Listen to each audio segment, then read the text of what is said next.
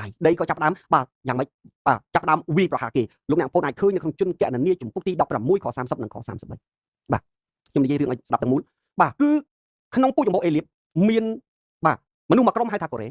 ហើយនឹងមិត្តសម្លាញ់របស់គេសុទ្ធតែជាកំពូលក្នុងចំណោមបាទពួកកូនចៅលោកអ៊ុរ៉ុនបាទពួកគេមានចំណែកនៅក្នុងដំណាក់របស់ព្រះតែមិនបានដូចជាគ្រូសាស្ត្រអ៊ុរ៉ុនដែលធ្វើជាសង្ឃទេបាទប៉ុណ្ណឹងគេអត់ស្កប់ស្កល់ទេបាទគេចង់ធ្វើសង្ឃដូចជាអ៊ុរ៉ុននិងកូនរបស់លោកដែរបាទហើយបានជាគេយ៉ាងម៉េចដែរគេថាយើងទាំងអស់គ្នាជាពួកលេវីហ្នឹងគឺសុទ្ធតែជាមនុស្សស្អាតជាមនុស្សបរិសុទ្ធបាទអ្នកណាក៏អាចធ្វើសង្ឃបានដែរហេតុអីបានតែមានតែគ្រូសាស្ត្រអ៊ុរ៉ុនឯងហេតុអ្វីបានមានតែគ្រូសាស្ត្រម៉ូសេឯងអ៊ុរ៉ុនឯងធ្វើជាសង្ឃហ្នឹងពីព្រោះម៉ូសេគឺជាប្អូនរបស់អ្នកឯង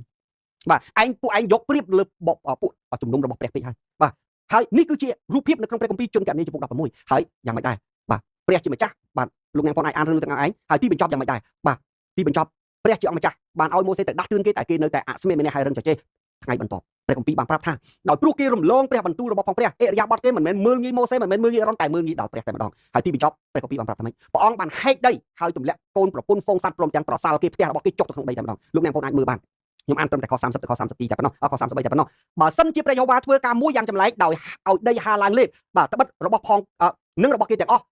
ហើយគេចុះទាំងរស់ទៅក្នុងស្ថានភូមិព្រលឹងនោះស្លាប់នោះឯងរាល់គ្នានឹងដឹងថាបាទនឹងដឹងពិតថាគេបានមើលងាយដល់ព្រះយេហូវ៉ាវិញព្រះគម្ពីរបានបញ្ជាក់នៅក្នុងចុងខ30ថាការនេះកើតឡើងដោយព្រោះតែប្រជារាស្ត្រព្រះមើលងាយព្រះដូច្នេះធម្មជាតិក៏កម្រើកគាត់គេខ31លោកបានមានប្រសាសន៍ពាក្យទាំងនេះរួចហើយនោះដីក៏ប្រេះឡើងពីក្រោមហាទទួលយកគេទៅព្រមទាំងពួកផ្ទះគេនឹងអស់មនុស្សណាដែលពួកកូរ៉េហើយនឹងទ្រព្យសម្បត្តិគេផងបាទពួកនោះ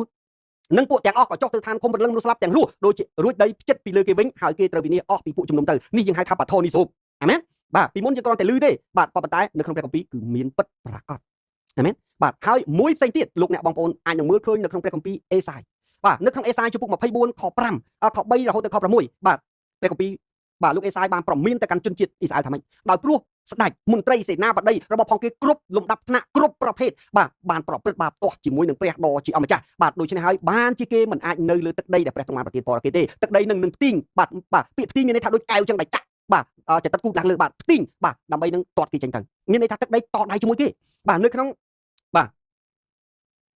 អេសាយជំពូក24ខ3ខ5ផែនដីនឹងត្រូវផ្ទីងឲ្យនៅទៅទេហើយស្ងាត់ស្ថនចឹងពីព្រោះព្រះយេហូវ៉ាទ្រង់បានមានបន្ទូលដូច្នេះហើយផែនដី